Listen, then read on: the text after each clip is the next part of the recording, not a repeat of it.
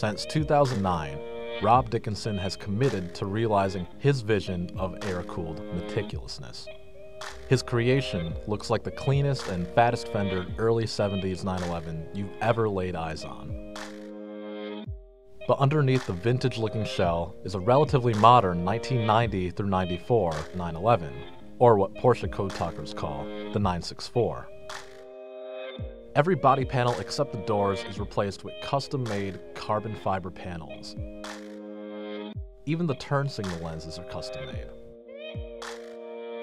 This 911's interior feels very familiar, but also better than anything that ever left the Porsche factory. As with the exterior, Dickinson and his customer pick and choose 911 parts they like and toss what they don't. For example, the 964's steering hub loses out to a better-looking hub from the early 70s. A Momo Prototipo steering wheel looks just right bolted to that hub. Modern Porsche Sport seats are remade to appear vintage, and new gauges, complete with a tack that goes to 11, plug into the leather-covered dashboard. Nearly every suspension component is new or upgraded. On this sport suspension-equipped car, Öhlins dampers keep the barrel-deep Fuchs-style wheels under control. Singer also swaps in larger brakes from a 993 turbo.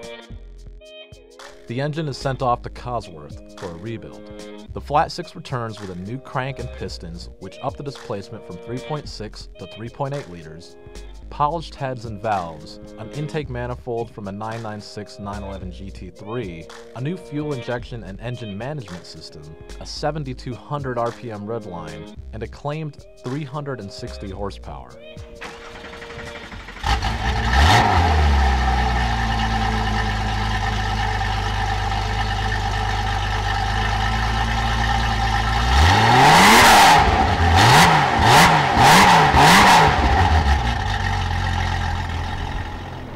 So, now we've arrived at the big question.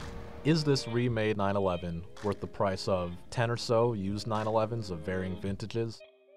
A lot of work goes into every 911 restored by Singer. Art is not measured by the labor required to create it. Art purchases are emotional. You're buying into an aesthetic, a creative vision that moves you.